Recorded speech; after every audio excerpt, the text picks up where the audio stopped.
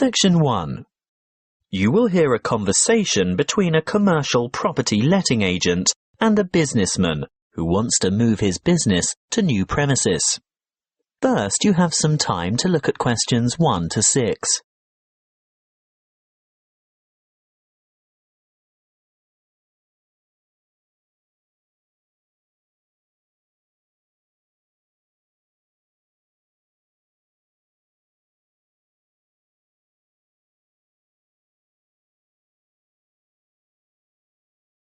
You will see that there is an example that has been done for you. On this occasion, only the conversation relating to this will be played first. Good morning. Mr. Rich, isn't it? That's right. Raymond Rich of ICT Industries. ICT Industries. Just a moment while I put that on the form. Mr. Rich said that the name of his company was ICT Industries. So ICT Industries is written in the space. Now we shall begin. You should answer the questions as you listen, because you will not hear the recording a second time. Listen carefully and answer questions 1 to 6. Good morning. Mr. Rich, isn't it? That's right. Raymond Rich of ICT Industries. ICT Industries. Just a moment while I put that on the form. Now, you're looking for new office space, is that right? Yes. Our present lease is due to expire soon, and as the company's expanding anyway, we need to find somewhere to move to. Do you prefer the suburbs, the city, or a commercial zone on the outskirts? Well, currently we're in a very pleasant suburb, but as I said, we've outgrown that building as we've got to move anyway. I think the city centre is where we want to be, right in the heart of things. I see. Anywhere in particular? Yes, somewhere in the vicinity of the main transport centre, because I have a large staff, and car parking in the city is terribly expensive. I think it would be a good idea if we didn't use our cars at all. Exactly what size premises are you looking for? Good question. Something more than the 10,000 square metres we have at present should do it. Shall we say 12,000 square metres? That's probably about right. Yes, I think that would meet our needs. Just how many employees do you have to accommodate? 40 in all, but only 14 will have their own offices. The rest will be in open-plan shared offices. Oh, I forgot to ask. Do any of your employees have extra requirements? Will we need to consider people with disabilities? Yes. Actually, there is one in a wheelchair who'll need suitable access and another who can walk just a few paces. She uses a mobility scooter, so we'd need to make sure all facilities, especially toilet facilities, were suitable and accessible, and we'd also need to be either on the ground floor or to find a secure place by the lifts for Mrs. Jackson to park her scooter. I'll need to keep that in mind when I come up with the property for you to look at. Now, when are you thinking of moving? Well, our current lease expires in August, so we'd like to have the move completed by then, of course. Well, there is a very suitable property that I have in mind here in the city, but the owners want a lease signed by the end of this month, May.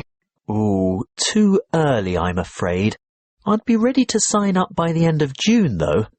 Shall we say signed up by the 1st of July and moved by the end of that month? Definitely. Before you hear the rest of the conversation, you have some time to look at questions 7 to 10.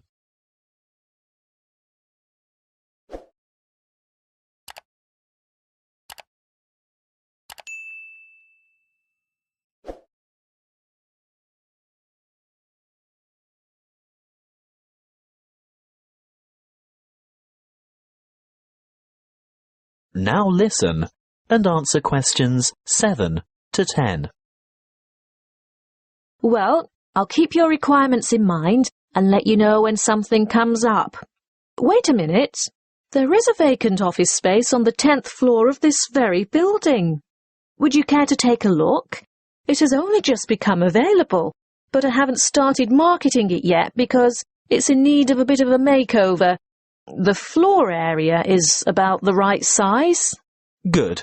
Let's see it then. Well, what do you think? Elevator access is great, and the lobby area is roomy enough for that disability vehicle you were telling me about. Oh, I don't know. There are too many small offices. Would we be able to take out a few of these walls and make bigger work areas? I don't see why not. Most of them are just partitions. Obviously, load-bearing walls can't be touched, but there aren't many of those to worry about. What about kitchen and dining facilities? We like our staff to feel comfortable eating at work. If they go out for lunch, it often leads to extended lunch hours and lost time. Come this way. This is the kitchen. Ooh, it's a bit pokey. We'd need to enlarge it somehow. What's behind the wall here? There's just a storeroom. You could take out that wall and expand into that space. Then what would we do for a storeroom? Well, see that tiny office near the entrance? It has no external windows or natural light. It would make an ideal storeroom. Yes, you're right. The whole place is a bit dilapidated. Obviously in need of that redecoration you were talking about. And I don't just mean a coat of new paint.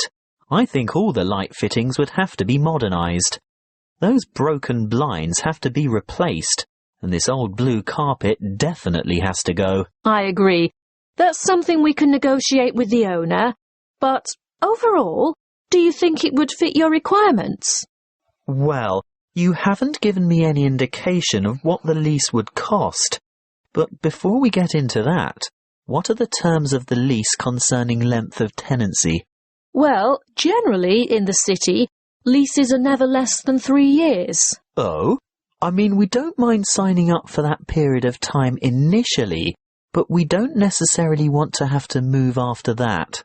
We've been in our last place for 10 years, you know. Well, the usual agreement is a 3x3x2.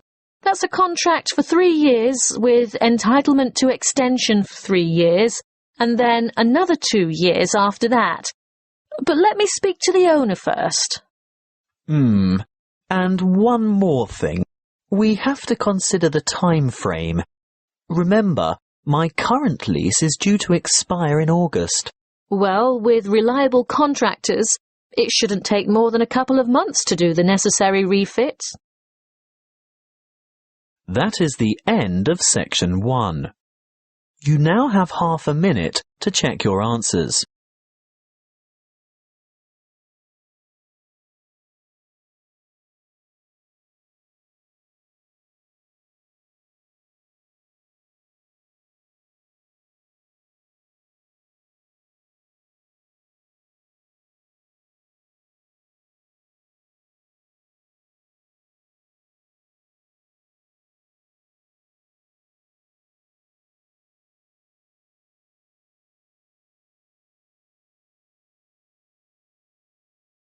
Section 2.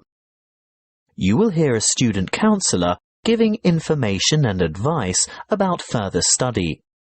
First, you have some time to look at questions 11 to 14.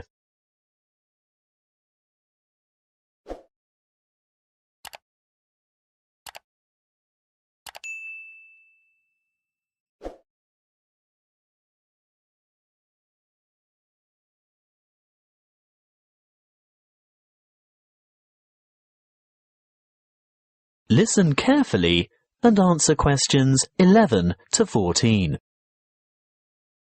Are you thinking about further study? Well, listen to this before you make a decision. It will help you decide if going on to tertiary study is right for you, and it will help you make good decisions for the right reasons. It includes information about student life, what it will cost, and the different ways you can support yourself. What should you think about first? Well, obviously, you're thinking about tertiary study, and it's one of the biggest decisions you'll make in your life. What you decide now will affect the rest of your life. It's the last year of high school for most of you, and you're busy and under pressure. Perhaps you're thinking of going abroad, getting a job, or working for just a year or two to save some money before getting back to study. Let's assume you're choosing to continue studying next year. It's important that you set yourself goals and plan how you're going to achieve them. First off, career goals. What career do you want to pursue, or what is it your parents want you to do? Then, you need to think about employment opportunities at the end of your study. Will your qualification assist you in finding a rewarding job? Thirdly, course selection. Exactly what qualifications will you need? For instance, a degree, a diploma, or something else. Now we're down to study goals. The number of papers you can study at a time, and what sort of grades you would like to attain. Before you hear the rest of the talk, you have some time to look at questions 15 to 20.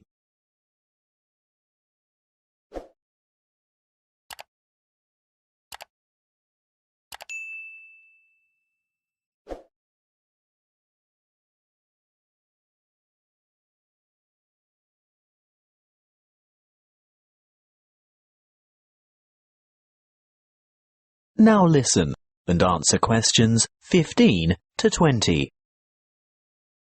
Now, how do you make all that happen? You might feel overwhelmed by all the choices, but there are people and agencies to help. Career Services is a great website with lots of useful information and a search tool for finding courses and providers throughout the country. Then, there are the tertiary education institutions themselves. Universities and institutes of technology, for example, have comprehensive information on their particular websites. You can find out most anything there. Many campuses have a student support association, and they can tell you a lot about what to expect. Don't be afraid to ask them anything. I'm sure they've heard it all before. It might also be worthwhile to make inquiries with potential employers to see if they will fund or partially fund your studies.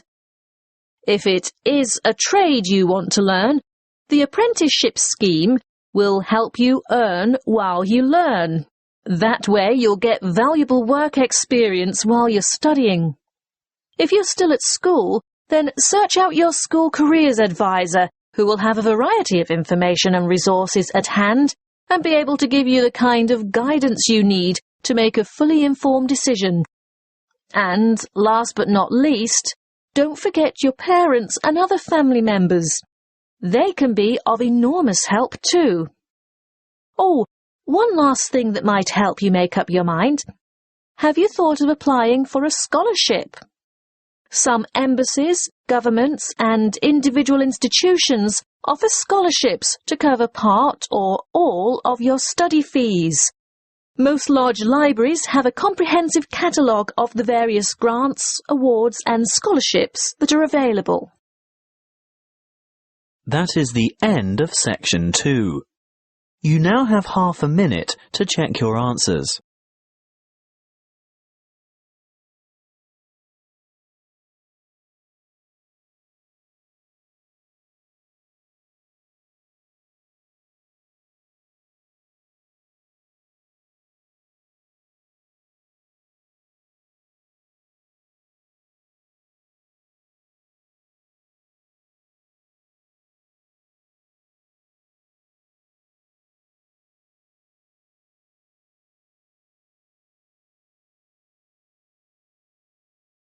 Section 3.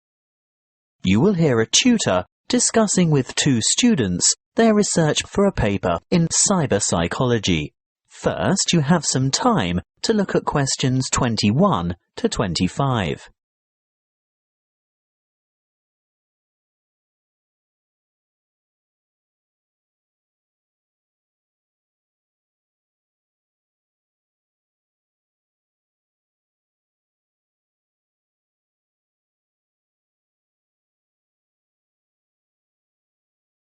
listen carefully and answer questions 21 to 25.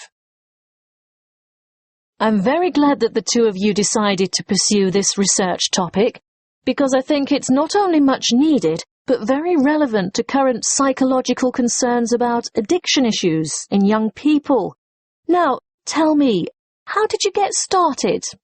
Well, we looked around for problems, or perceived problems, that teenagers in general might encounter, and we came up with the extremely popular phenomenon of instant messaging and the implications that the use or overuse of this form of communication might have on teen behaviour. Then we decided to propose the concept of instant messaging addiction. By the way, do you mind if we abbreviate instant messaging to IM in our discussion? Not at all. But before you go any further, tell me something about the demographic sample you used. We chose a random sample of teenagers from Jiangsu province from a typical public middle school, and we considered this group to be representative of teenagers in urban China. We distributed 500 questionnaires and 450 were returned. The sample group was on average aged between 14 and 15 years.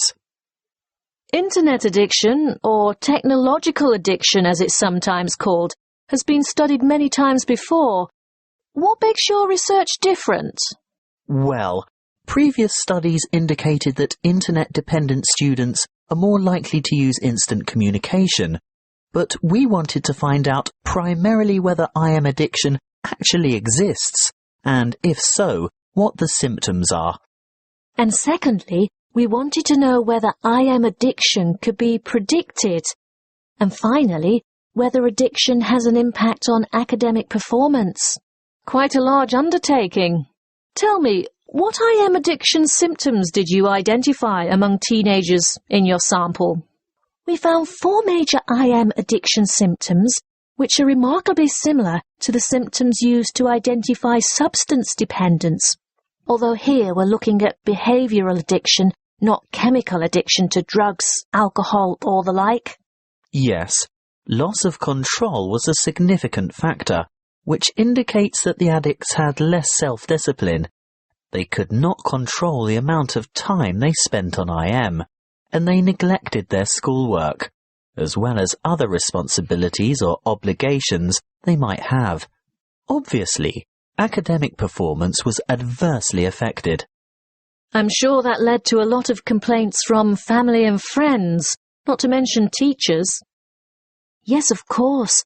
Another symptom was, as you would expect, a preoccupation with instant messaging. They would be annoyed if interrupted when chatting online, and they would feel depressed and moody when they couldn't. They would go without sleep in order to chat, and when they were offline, they would still be thinking about online chatting. As in chemical addiction, they would need to increase the dose, in this case of IM time, to get satisfaction. That sounds quite disturbing. Yes, and as you can imagine, loss of relationships due to overuse of IM was a factor too. The addicted teenagers would rather chat online than go out with friends or spend time with family, which jeopardized their social relationships and their educational opportunities. The fourth addictive factor we found was escape. These teenagers used IM as a form of escape from reality and responsibilities. Before you hear the rest of the conversation, you have some time to look at questions 26 to 30.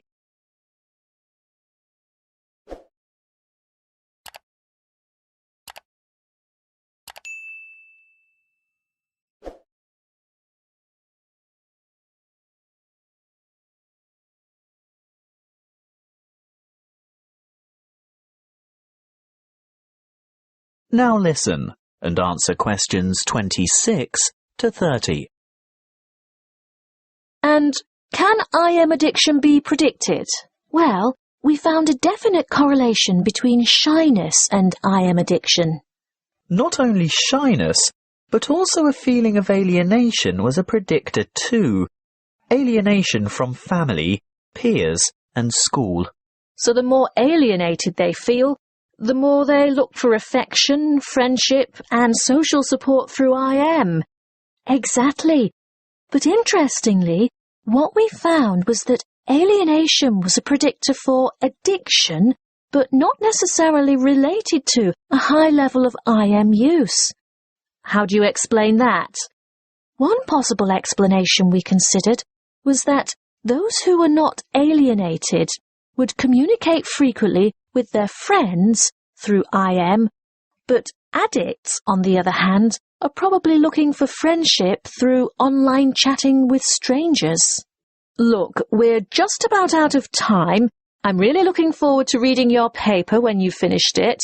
But before I go, can you quickly sum up your conclusions? By looking at behavioural patterns and psychological characteristics, we were able to establish that there is a difference between high level of IM use and IM addiction as such. And that there are certain positive predictors for addiction. And our findings showed that teenagers' level of use of IM affected their academic performance. So you're saying that IM addiction detracts from the students' academic performance? That's what we set out to prove, and there's absolutely no doubt. Addicted students perform badly at school. But what we also found is that there is a correlation between the level of IM use and schoolwork. So not just the addicts suffer low scores? Precisely. Our results show that the higher the level of IM use, regardless of whether addiction is involved, the more negative impact there is on academic performance. Your research shows then that not only should teachers and parents be on the lookout for those teenagers who might be vulnerable to IM addiction, but that parents should pay close attention and provide proper guidance and monitor their teenagers' level of use of instant messaging. Yes, that's it in a nutshell. That is the end of section 3. You now have half a minute to check your answers.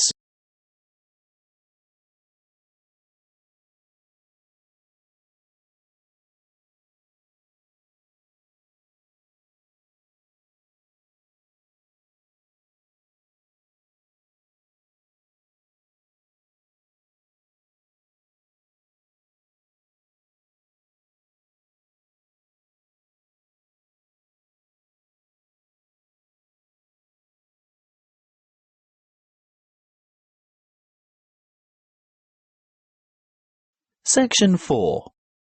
You will hear a geography lecture on the British Isles. First, you have some time to look at questions 31 to 40.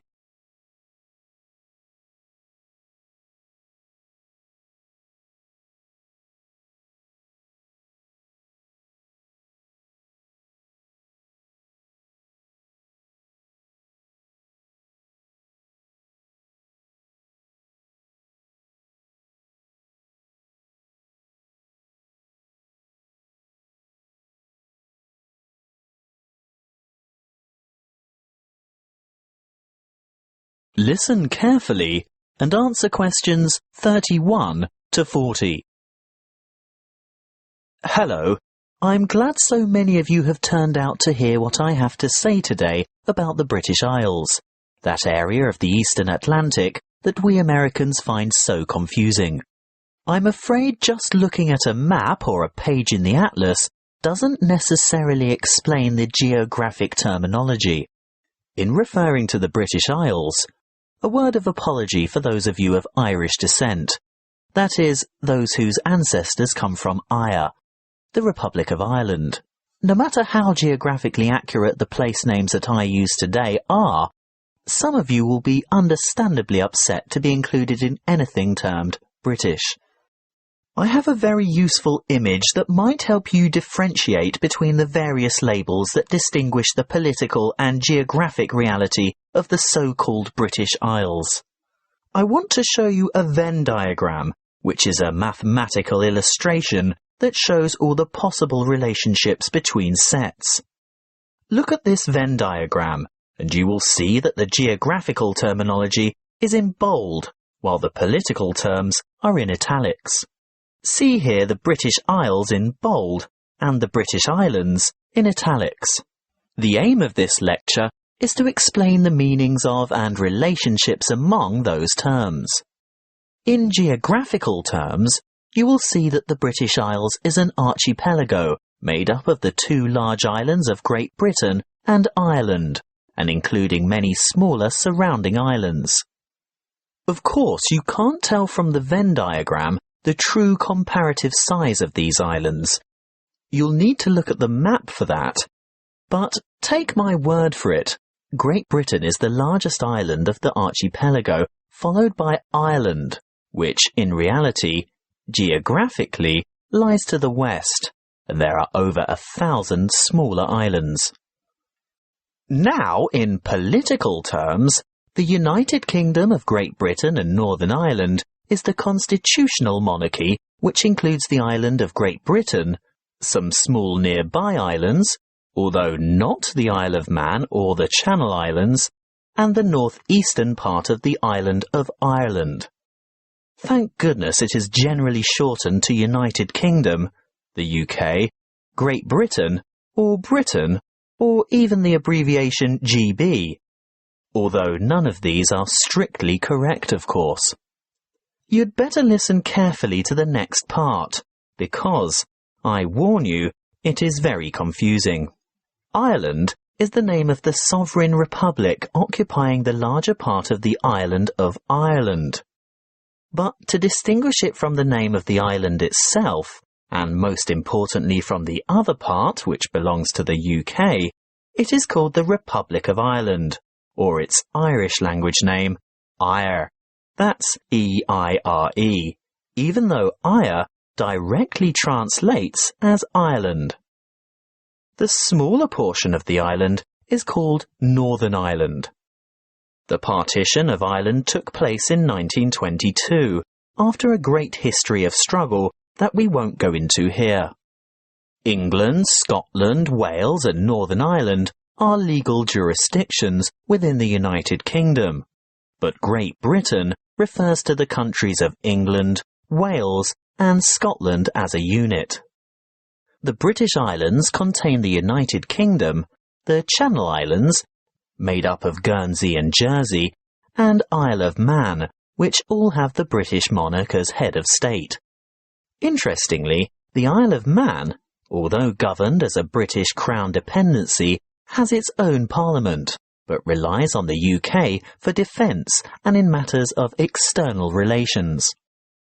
So, you've learnt something about the geographical and political confusion surrounding the British Isles.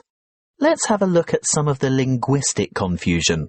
To start with, there isn't an adjective to refer to the United Kingdom, so the term British is generally used. However, that means that citizens of Northern Ireland, although not on the island of Great Britain, still describe themselves as British, because this reflects their political and cultural identity. Irish, in a political sense, refers to the Republic only, so sometimes citizens of Northern Ireland would call themselves Northern Irish as a point of difference. Of course, the Northern in Northern Irish is not completely accurate either, as the most northerly peninsula on the island is in the county of Donegal, which is part of the Republic. Okay, we might get in a muddle over the term Irish, but at least Scottish, Welsh and English should be self-explanatory. Apparently not to us Americans, and Europeans are often guilty of this too. We often use the term English incorrectly to mean British. I'd have to be the first to admit to calling my Welsh colleague English, which really gets his heckles up. He is Welsh, he tells me, and he may also be British, but he is definitely not English. Just one more thing. What is the British Commonwealth? It's a voluntary association of independent states, many of which were former British colonies. In fact, what was primarily the old British Empire. However, It's no longer known as the British Commonwealth, but is now called the Commonwealth of Nations instead, presumably because current members do not want to remember the old colonial ties. That is the end of section 4. You now have half a minute to check your answers.